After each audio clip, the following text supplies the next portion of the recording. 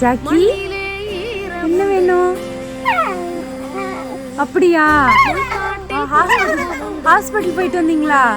சரியாக ஒரு வருடத்திற்கு முன்பு அன்று இந்த பிராணி பராமரிக்க ஆளின்றி தெருவோரம் தோலில் பல புண்களுடன் பரிதாபமாக நிற்க அந்த சமூக ஆர்வலரின் கண்ணில் பட்ட அந்த நாள் அந்த பிராணிக்கு ஒரு புதிய தாய் கிடைத்தார்.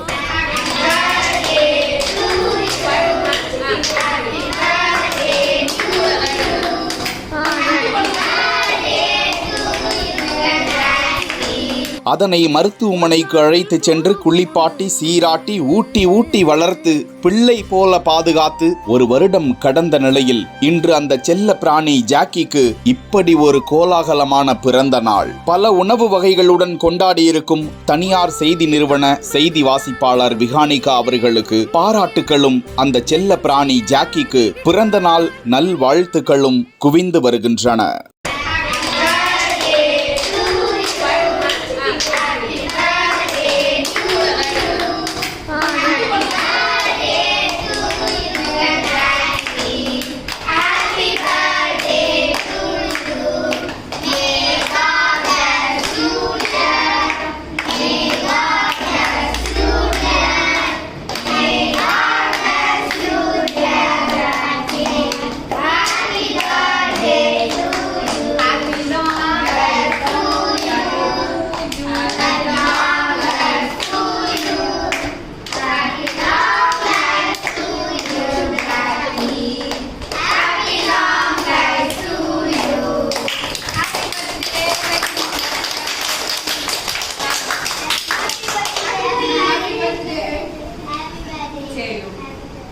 ஜாக்கி சார்பா உங்க எல்லாருக்கும் ஒரு ட்ரீட்.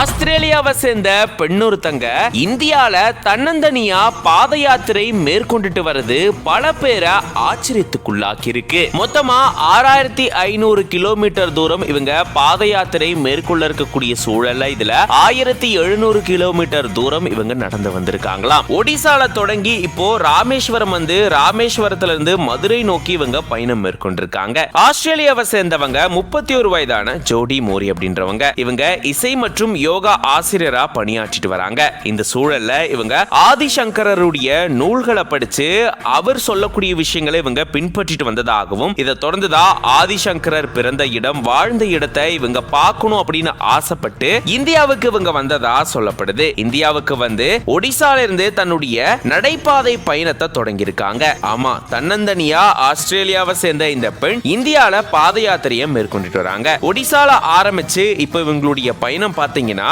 தமிழகத்துக்கும் வந்திருக்கு. ராமேஸ்வரத்துக்கு போயிட்டு தரிசனம் செஞ்சு அதை தொடர்ந்து சிவகங்கை மாவட்டம் திருப்புவனம் பகுதியில